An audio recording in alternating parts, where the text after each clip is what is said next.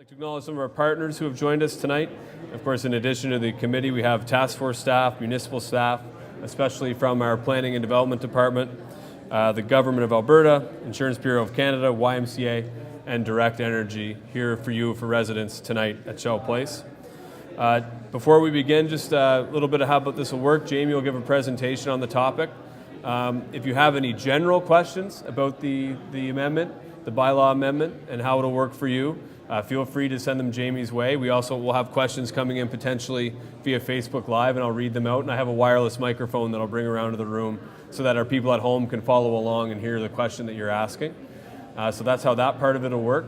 If you have any very specific, particular questions to your neighborhood or your lot or your house, you can ask them here, but it might be better served to go to the table. We have our planning and development staff all throughout the room who are focused on whether it's Abasam, Beacon Hill Waterways, Stone Creek, Wood Buffalo. They're ready to really answer those particular questions. So if we can go through it that way, I think that would be best for everyone, but you're free to ask whatever questions you want. That's why we're here. So without further ado, we'll start the presentation. I'll introduce Jamie Doyle, the Director of Planning and Development.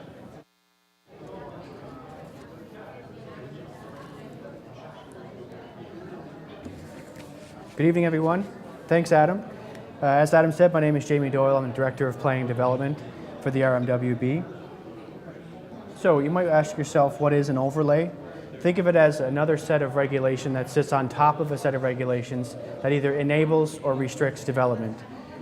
Most times you see it in areas like heritage zones where they're trying to preserve some of the heritage of the community, or if a floodplain, for example. So that's what they're there for. As you may be aware, this overlay was a direct result of extensive research and collaboration with residents, internal and external stakeholders. So based on that feedback of the overlay, we went through a couple of iterations, and you saw the final product at Council just this past Tuesday. The overlay applies specifically to the most heavily damaged fire areas: Abasand, Beacon Hill, Stone Creek, Wood Buffalo, and the portion of waterways that sits above the flood hazard zone. This overlay is intended to remove permit uncertainty, facilitate a like-for-like rebuild, allow a property owner or group of owners working together to propose something other than what was previously there. It also allows construction of detached dwellings on narrow lots. It allows property owners to begin construction immediately after receiving municipal approvals without waiting for the normal appeal process. So normally a homeowner would have to wait 14 days if it's a discretionary use before they commence in case somebody appealed. This overlay will allow them to start immediately. Some of the key aspects of Bylaw 16/020, aka the overlay. The overlay provides clear rules for development. Both property owners and development officers will benefit, knowing exactly what has to happen in order to rebuild. It provides a clear message that if a property owner is rebuilding on the same footprint and does not adversely affect others, the municipality will support the application. It expands the range of building options for those who do not wish to build like for like. Again, it also allows them the construction to begin before the 14-day appeal period expires. What the overlay does not address, it doesn't address the condominiums on the R3 zoned lands. Building code regulations have changed and will make that very prohibitive. Additionally, there are complex legal issues of relationships between owners, tenants, condo corporations, and respective mortgage lenders.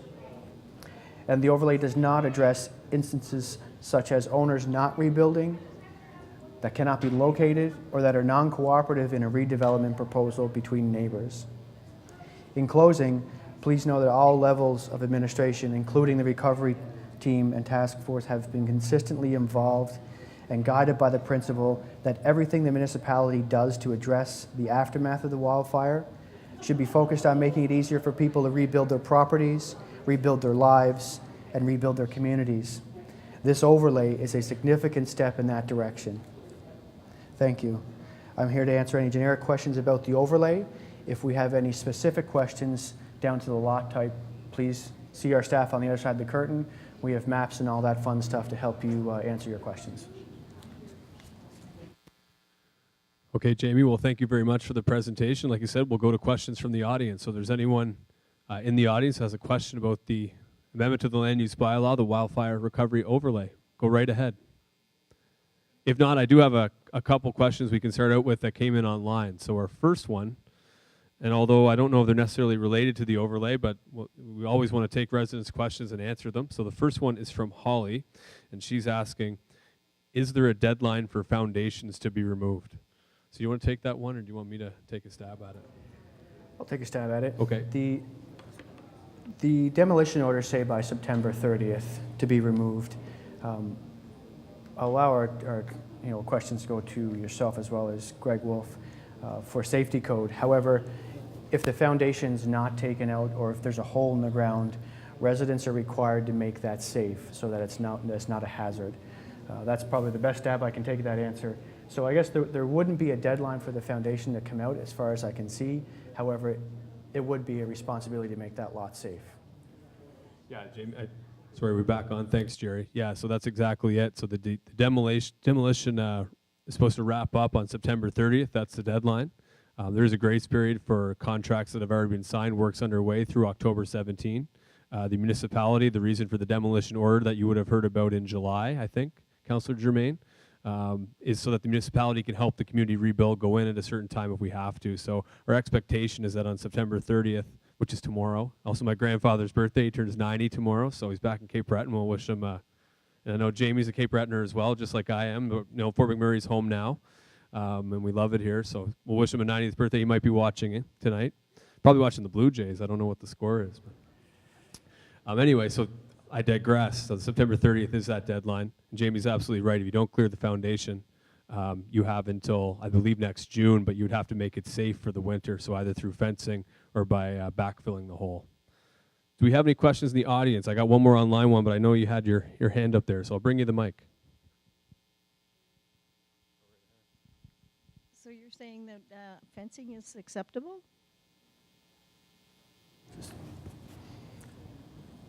Can you clarify? Fencing is acceptable for what? You said that fencing was a standard that was okay rather than backfilling.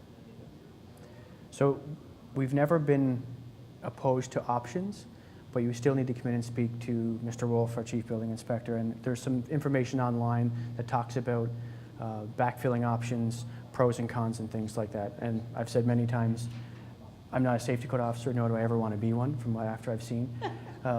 That's why I stick to the planning side of things. So please, if you have any specific questions, Greg is here. He can answer any of those. He's actually hiding behind the curtain. Yes, he's right there. So Greg, if you want to come forward, and I know we're kind of doing this a little ad hoc, but if you want to stand next to Jamie so you're in the camera, the question was about the remediation of the site, of the foundation. So the process on the safety of foundations. If you don't remove your foundation following demolition, what's that process?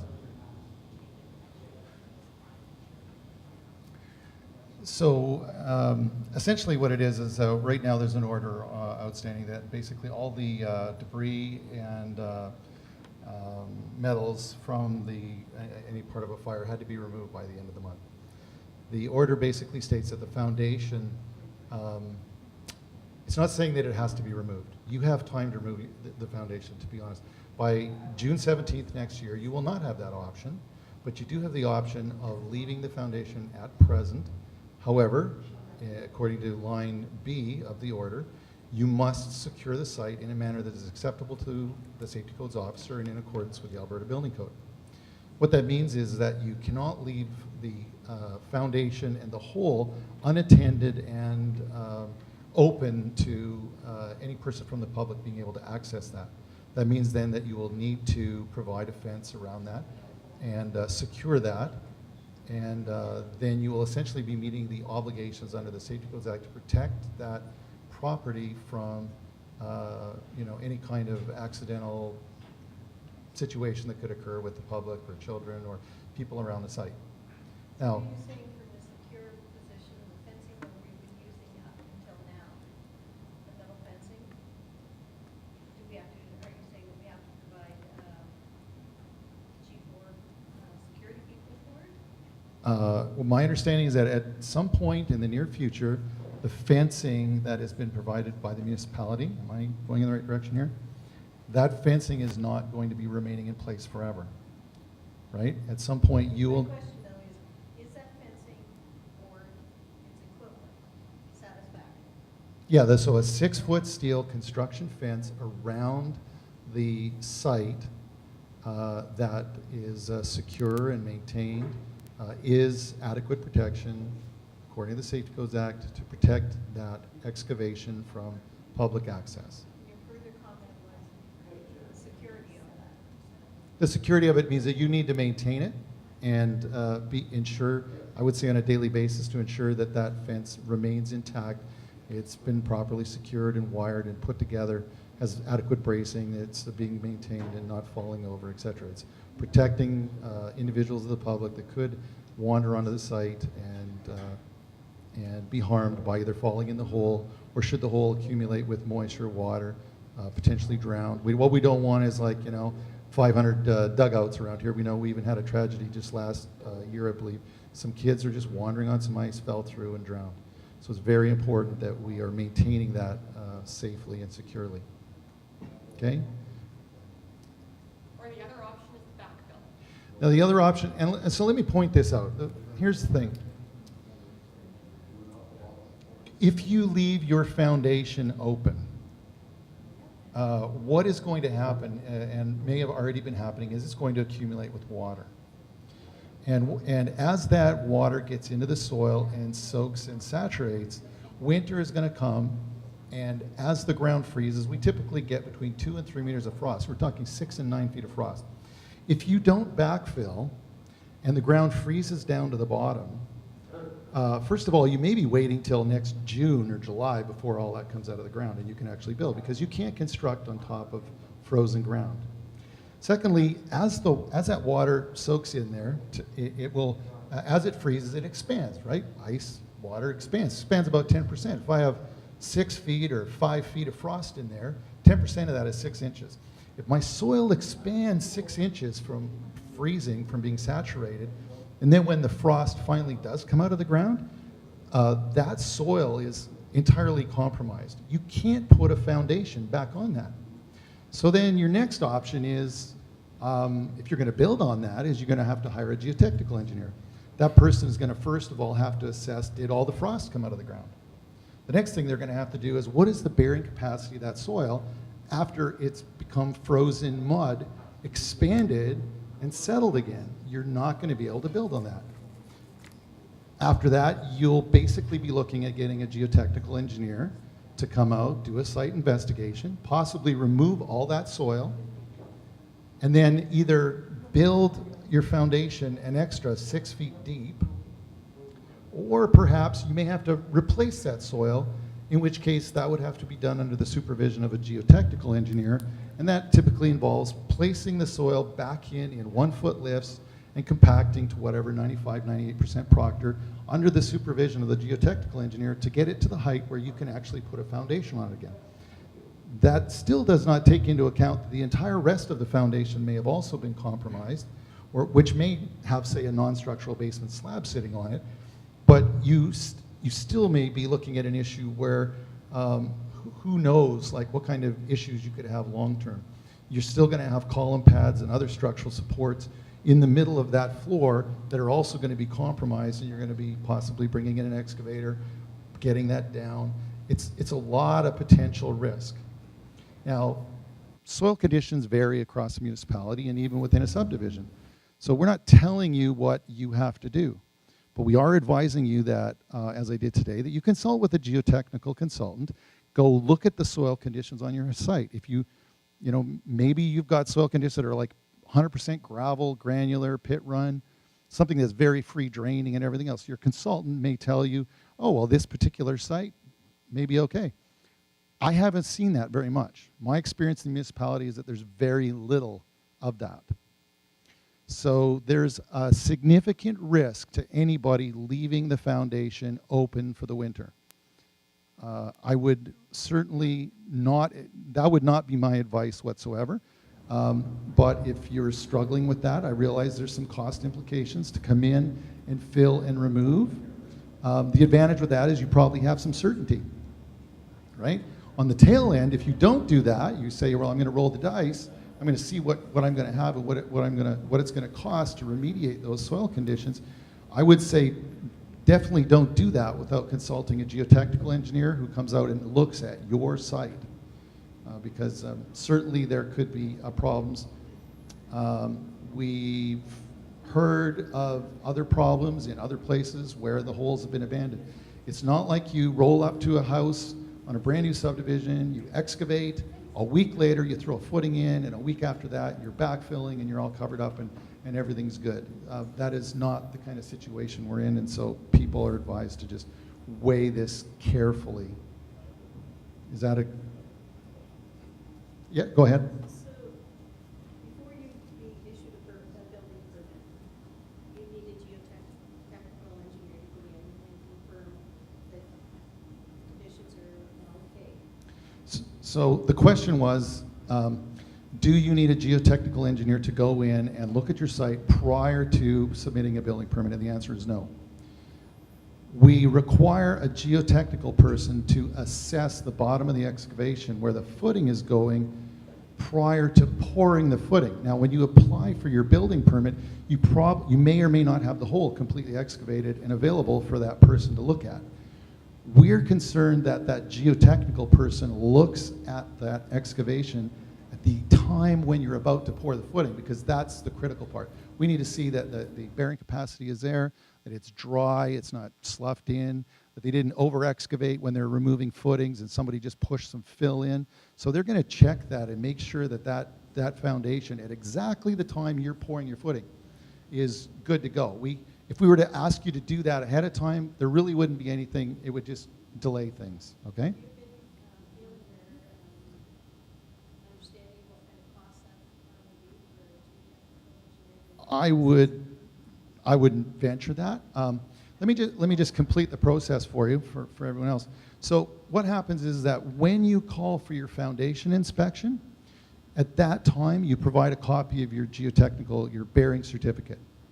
And then our inspectors get the bearing certificate, we look at that, and we go out and we look at your foundation, and we just confirm that, you know, there's nothing on that letter that you got from the engineer that required any particular design. There were some special conditions on there that were really needed to be complied with the building. So that's when we'll do that inspection, confirm that, and take that record. Cost. I've spoken with so there's 4 firms. I haven't heard anybody else, but I'll tell you what the 4 firms are.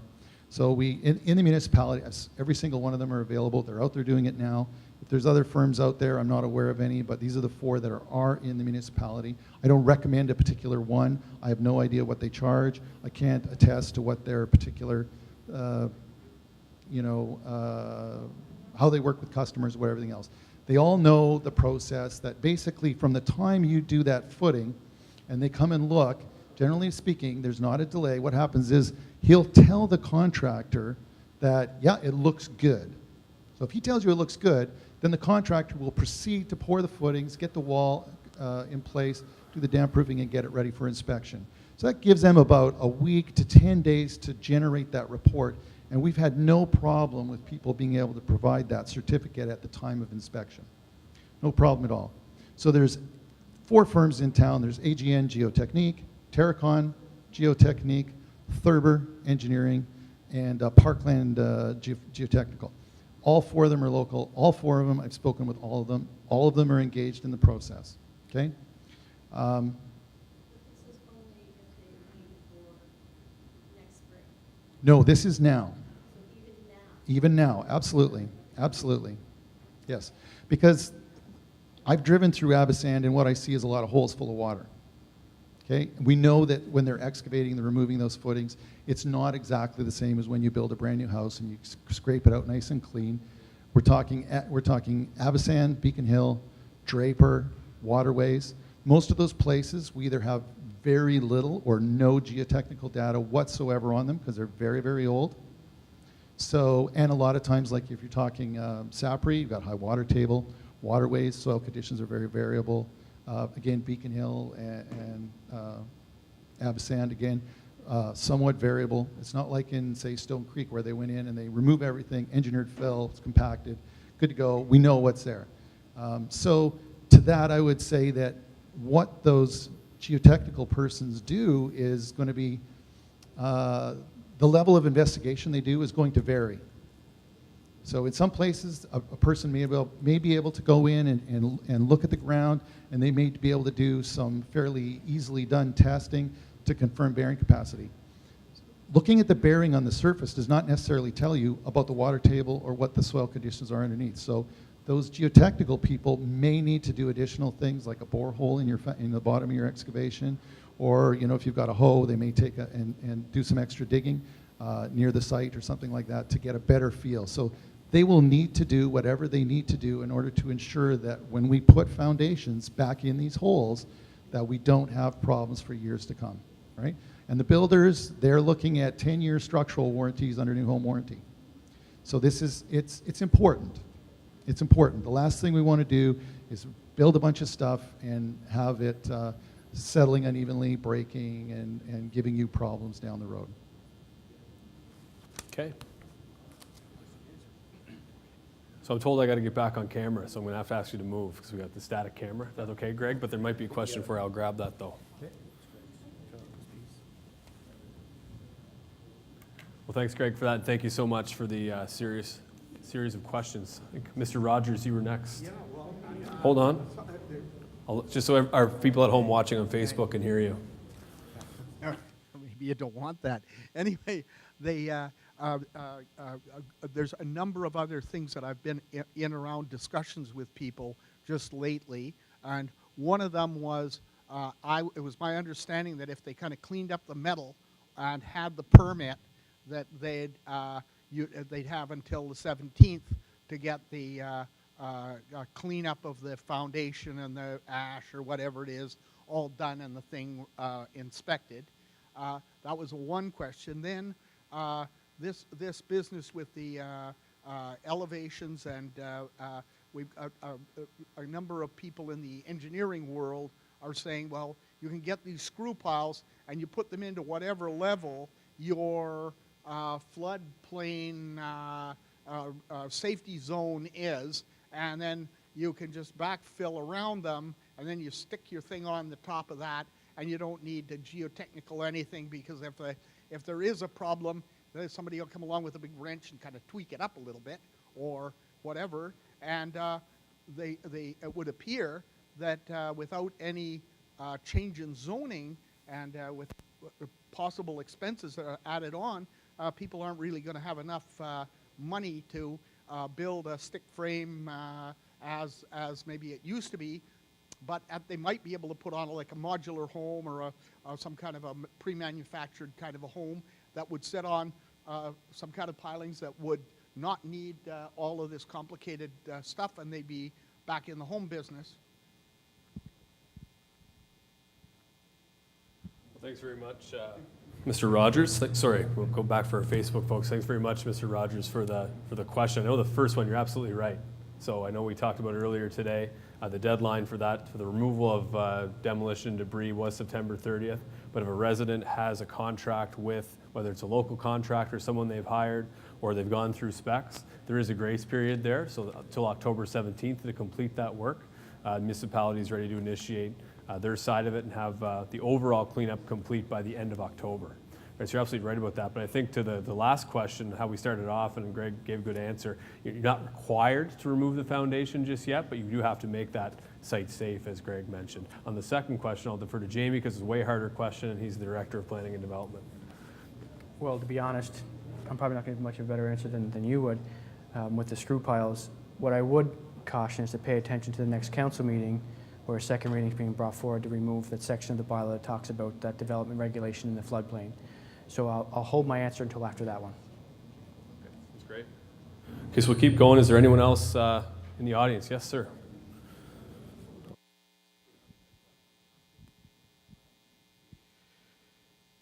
Good evening. As a resident of Waterways, I've been welcome to put in for a permit for rebuilding a structure, but I've been limited to speculations as to the putting in for the floodplain issues. I was wondering if I could get some insight answers back. The provincial government has responded back to Melissa Blake's letter that she wrote a month ago-ish. And I was just wondering if I can get some updates on what that actual letter, what are we allowed to do, what's the plan and the procedures? Pretty much just an update. What was the answers on the letter? That out, and I think we have, I can start that. It's a great question. I can start that out. We also have Councillor Germain here, and he can speak into the microphone. Just one second. I can take the first part. Sorry, Sheldon, just one second. Absolutely. So, I don't work in the mayor's office. We're in the task force, but our understanding is that did take place. We are seeking some clarification from the province, is my understanding. So that did happen. We also wanted to really focus on our engagement with our waterways residents. So we do have that survey that's still available. We had a public engagement session. I think it was one of the first here for yous back in early September. I think I remember seeing you there. So that survey closes tomorrow. So we want to make sure that everyone's got a chance to participate and give us their feedback on exactly what they'd like to see for your neighborhood. But yeah, we're seeking some clarification with the province. I can't speak to the exact timelines as to whether there's been a response back. Like I said, we don't work in the mayor's office, but once we have that information and once we have the right information to communicate, it's our first priority. I don't know if I need to. We got the letter. We've been pushing for the letter. We've asked for the letter. The letter was very disappointing. And I'll say it quite frankly that when we read it the first time, we thought, okay, good, we got what we wanted.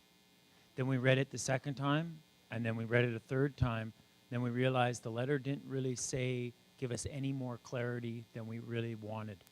So I understand that there is some comments out on Facebook that we have this letter and there's a green light. No, we have a letter. We're going to go back and seek clarification. We're going into Edmonton next week. We're trying to meet with the ministers involved and trying to get some clarity on what really we should interpret from this letter. You'll notice that we put first reading on the floor to hoping that this letter was going to come through positive. So we put first reading to repeal the floodplain issues. Subsequent, we've received this letter and we're going, okay, this letter may not do everything we hope. We want our residents to be safe. We want them to be protected and make sure that when they build a home, they can get insurance and make sure they can sell their home sometime down the future.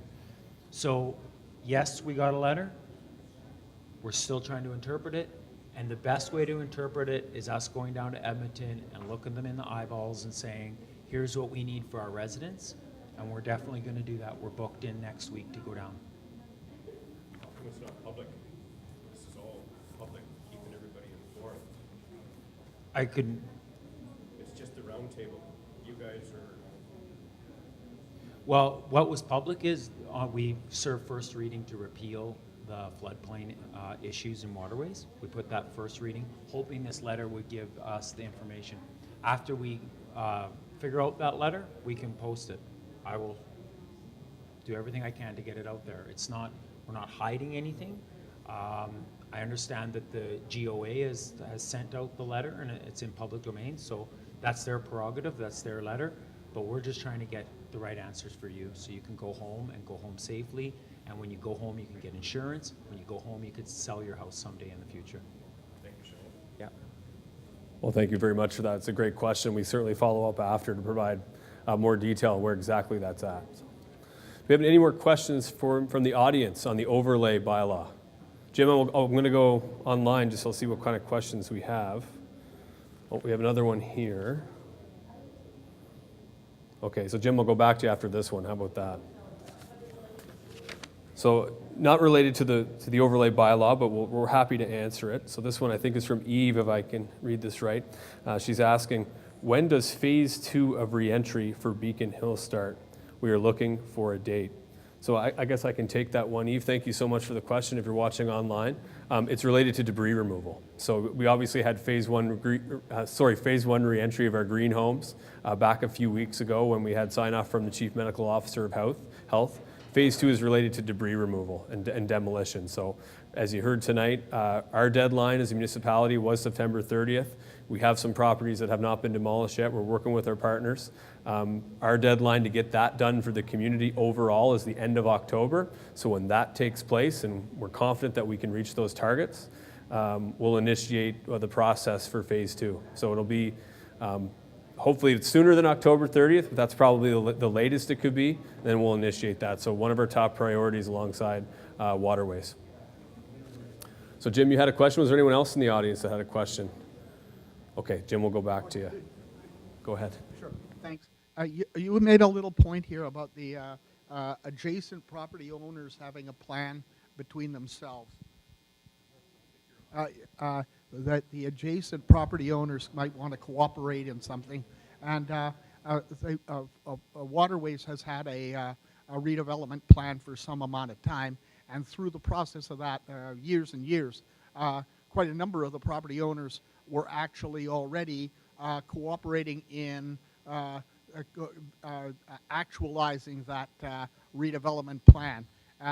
Might there be some opportunity then for adjacent property owners to cooperate in building a structure more in keeping with the a higher density, maybe a contained courtyard or something else that like it was envisioned in our redevelopment plan? It's a great question. Thank you very much. Jamie, I'll let you take that one. Thanks, Jim. I guess bottom line is nothing's really off the table. What I would ask and what I've said many times, neighbors talk to neighbors, then come talk to us. Of course, there is a new redevelopment plan that's there. So as long as zoning is met, nothing is really off the table. But I would encourage, without having any of the details of where and what and how, it's hard for me to answer that. But what I would say is have those residents, maybe you're one of them, come speak to us up in Timberley Landing. We'll have a conversation and then give you some good advice. Thank you very much. Okay, well, thank you, Jamie, for that. Thank you, Russell, as well, for the next question. So I'm going to go back. I know we had some ones before. I'm going to see if this one is actually related to the overlay. I don't know, is that related to the overlay? I just want to make sure if there are questions that come in about the actual topic that we prioritize though, but we're happy to take any questions that come in. So it's not that we're not paying attention. What do you think? It's not directly related to the overlay, but I will answer it. And the question is, what are the costs or penalties, or what would they be if a homeowner proceeded without authorization from the RMWB to start construction of my home? Like many, I am ready and able to rebuild now. Well, I think I would answer the question from Murray. I would think money or penalty is secondary. What we want to ensure is that the rebuild is safe. And it's hard for us to do that if we don't see any of your drawings or application process. So although there is a monetary fee and usually a double permit fee if you build without a permit, there's also the chance that we could issue a second stop order on the property if you're building without the appropriate approvals. It's very important that your rebuild is inspected and signed off by you heard how smart Mr. Wolf is, that him and his team have a very good look at that. So can you clarify then around the timing of how long that would take? Like I get a sense from that question that it's around urgency to get started. Can you clarify the process to get that build permit?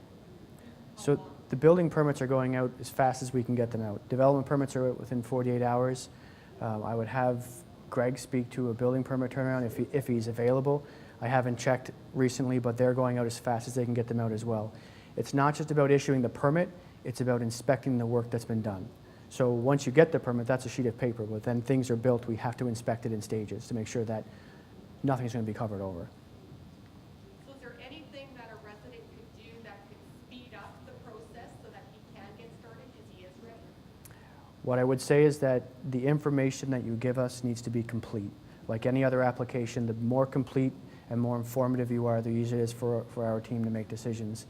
Of course, keeping on top of your work and making sure your inspections are scheduled and timely, that will certainly speed it up as well. Okay, thank you so much for that, Jeanette, and thank you for the question before that. And thank you, Murray, for your question online. Is my other mic back on? Thanks, Jerry. Jerry's working overtime over there, flipping our mics for us. So to everyone out there, Jerry Neville's doing a great job tonight. So I know we had a question from Tracy that came in online. I think we actually answered it. It was your question about the letter from the province. So Tracy, it's not that I'm trying to not answer your question. We can connect later, but I think it's literally the exact same question. So we'll move on to some other residents who have some concerns. This one is not overlay related, but I can speak generally to the process. And it's a question from Ken that came in online. And I will we'll get your contact information after, and I'll connect you with the fire department, the investigation that's taking place.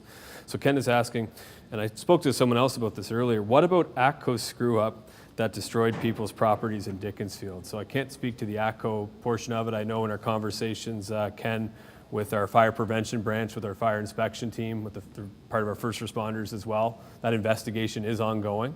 But I'll get your contact information after through Facebook. Maybe we can chat, or the municipality handle can do it, and we'll connect you with fire prevention to see where they are with that. I know it's ongoing, and they're hoping to have a resolution in the weeks and months ahead. So thank you for that. So we got that one. So it might be all the questions we've had. We have one from the audience. Okay. Question from the audience? Yeah, go right ahead. Thank you, Jamie. What about up on Prospect Street where you guys plowed down the garages, the freestanding garages, but the houses burnt?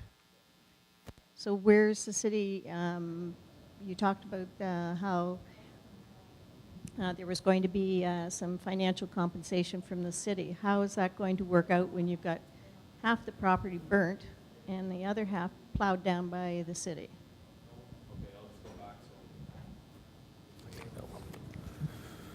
Well, thanks so much for that. I don't know if Councillor Germain wants to weigh in on that one. I can tell you that specific to the fire break compensation plan, so that's coming back to council on Tuesday. So I guess that's October 4th. So that's going to be a joint collaboration between the Recovery Task Force as well as our administration, our Chief Administrative Officer. So council has action that.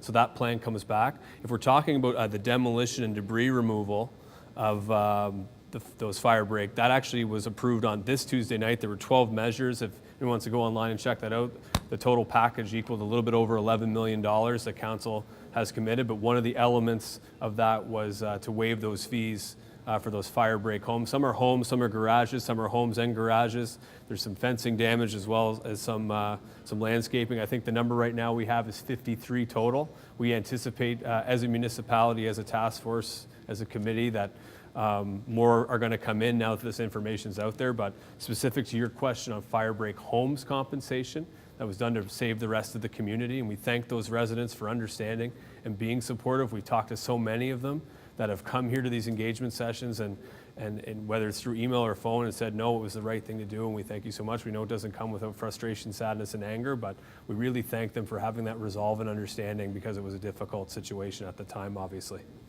I don't think I need to add to that. I'm going to let you go first. I'll let Councillor Germain go first next time. I'm stealing his thunder, but I I'll don't let think him. I need to add to that. I'm so proud of those residents that sacrificed their homes, their garages, their cars, and it was cleared this week in council by resolution that there'll be a more comprehensive package coming forward to support those residents. And the dialogue that we've had with those residents is that it was a small sacrifice that they were willing to do, and it's amazing as a community that someone could be so positive and a group of people could be so positive when they lose their prized possessions, their old antique Mustangs that happen to be in the garage. And so we're going to do all we can to compensate them. It's not simple. Nothing is simple. There's issues with, first of all, the layers that we have to go through is our insurance, our municipal insurance, homeowners insurance, DRP funding, and then municipal. So there's going to be a comprehensive package coming forward. Council approved that unanimously this Tuesday. We're going to see it in the future. Okay. They will be contacted. It's from my understanding that they have already been contacted and been in contact with, no? There's, the commitment that was made to council is that, yes, you would be contacted with. So what we'll ask, if there's people out there in the community that were part of the fire break, unfortunately, contact Pulse right now. So call us 780-743-7000. We'll take down that information. There was a direction from council to do that, but You know, sometimes there's damage that we don't know about. It might not just be a house. Like you said, there's fencing, there's landscaping pieces as well. So if you know of anybody that's been affected potentially by the fire break activities, contact us and we'll reach out and make sure to get it right. A good point So- Adam just made is if your property, because homeowners insurance doesn't cover their property.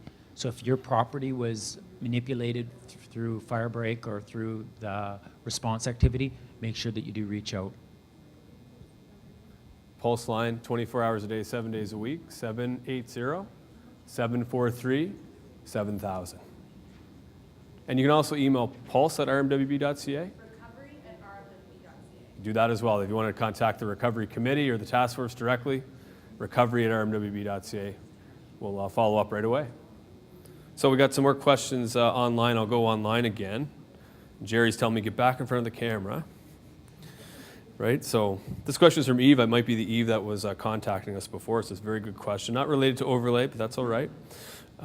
Eve's asking, even when residents return to their homes, will we still have security checkpoints? Sorry, I missed how Russell wrote it down. As part of the Phase 2 reentry in Beacon Hill. So the answer is no. Once we get to that stage of the process, much like we've seen as Phase 1 reentry in Abasand and Beacon Hill, those checkpoints actually went back to the restricted areas. So if you're an Abasand or Beacon Hill resident that went home as part of Phase 1, we're so happy to get you back. So the security checkpoints will completely go away, and those neighborhoods will be not having those checkpoints. So when we can initiate that following debris and demolition removal, we'll do that, and that will go away permanently. So we also have a question here from Verna coming in online. I don't know if it's Verna Murphy or not, but she's saying, as an Abasand resident, my property debris is cleared, but the concrete foundation is still there. Why hasn't it been removed yet? So maybe we'll follow up with Verna one-on-one after this, because I just need a little more detail. Was it because potentially I'm not sure if the person providing the demolition didn't remove it. Maybe she needs to talk to them or her insurer, but we can follow up to find out why. If it's, so maybe it's a spec thing, it could be a contractor. I'd have to get more information, Verna, I'm sorry. I don't know. I know, Jeanette, you might want to weigh in there. I'll give you this one. Thank you. So I would say that that's part of your contract with your contractor that's doing your debris removal, and we're encouraging everyone, even with the September 30th deadline that's happening, if you haven't had everything done, check with your contractor to see when is it that it will be done. Because if it is, we've got the extension to the 17th of October to have the steel and the ash removed. If that isn't going to happen, then you definitely need to communicate with our MWB so that we can make allowances for that. We don't want to go in and clean up your lot after you've paid someone else and add it to your tax bill. So definitely that is something that you should talk to your contractor about. And that's just between you and them. Well, thank you so much, Jeanette, and thank you for the question. Do we have any more questions from the audience on the land use bylaw overlay or any other thing in the community? Jim, I'll let you go again. Go right ahead. I just wanted to, it has been mentioned that when we got the highway between us and the river, the mayor did make an undertaking that this would be like a flood break kind of a thing. And now with that block, Unitel, Telex building, whatever, badly burned, I don't think there's anybody in Waterways that's big in love with that building.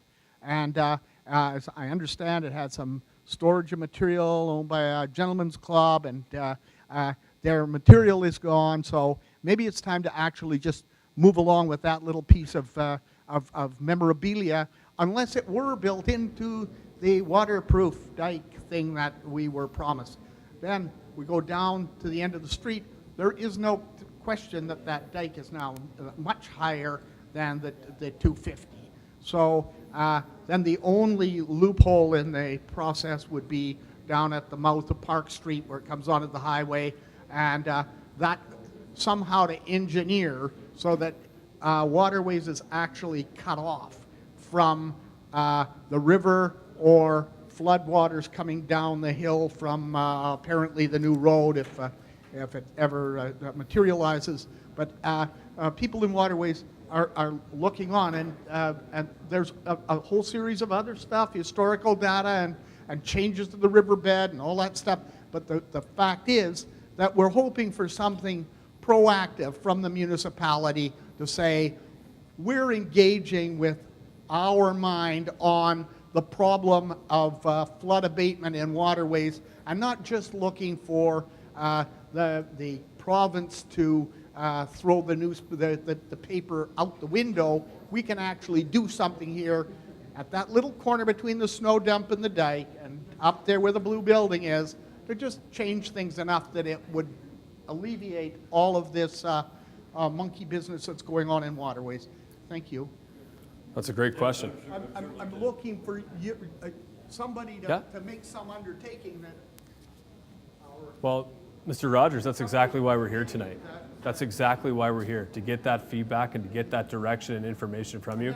You used a really key word in there, was engineer, and I'm certainly not one, but I think you make a lot of great points, and that's why we have these engagement sessions, and that's why council and our committee and everybody needs to hear that feedback. So if there's a creative solution to how we move forward, depending on, we're getting those options from residents, but we know there's a very strong voice there, we'll build it in. We need to have those conversations. You're absolutely right. Even without the mic, I can talk that loud that they can hear me on the computer. I don't know, I'm not a tech guy either.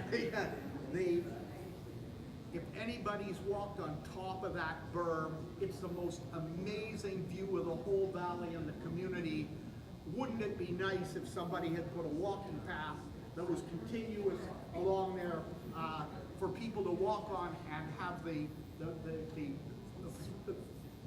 260-degree view of the planet as they walk along, or we can leave that for the only the people that cut the grass on the top of the berm can get the view. Mr. Rogers, Didn't want the walkway on top. There it is. so this is exactly why we have these conversations, and Why is the green building still there? It's owned by the city. Everybody else had to remove their stuff. I believe that process is underway. So I don't know there's anybody, not that particular building. What happened with September 30th? Cut off. Everybody else had to have their stuff done. Yeah. Why is your building still sitting there? Which building is it? Which building is it? The old railroad station yard. It used Okay. to be a storage facility at one time. It Adam, still you were is. correct. Adam was correct. Sailing Big Drive, it's the only building you can see on it as you drive down the road. Yeah. And Adam is correct. I've actually spoken to somebody from the recovery committee today that's working on that process as we speak. Yeah, so it's part of that. It will be taken care of. So let's go back to our online portion. So thank you for that, guys. So this is a question from Tom. He's asking, what is happening with the houses still standing in waterways? Well, currently waterways is still a restricted area based on the recommendation from the Chief Medical Officer of Health. There is visitation between 8 a.m. and 8 p.m., but certainly as we move forward, it's our full expectation it'll be treated like any other neighborhood in the community. We know how important waterways is, and when we're allowed to move forward with lifting of that restriction, there's nothing happening that the residents there won't want to happen. So I think that's all the questions we have online, right, guys? No more? And we can follow up later if there is some more that come in online. I know that happened last time. There's a few that trickled in as we kind of wrapped up. I'd like to thank everybody for coming to the presentation. This was our 11th Here For You session. We'll be back next week, Thursday 4 to 8. We'll also be in Anzac from 6 to 8 p.m. at the Anzac Community Center on Monday. Our telephone town hall will also take place on Monday, 7 p.m., so that you guys all are familiar with that process. And I think next week as well, of course, we'll have council on Tuesday night, as well as our next meeting of the Wood Buffalo Recovery Committee, but new time, 5 p.m. at the council chambers. So thank you so much for coming. Thank you so much for your questions. And of course, we're here to take your specific questions at the open house portion till 8 o'clock or as late as we need to stay. So thank you very much. Have a good evening.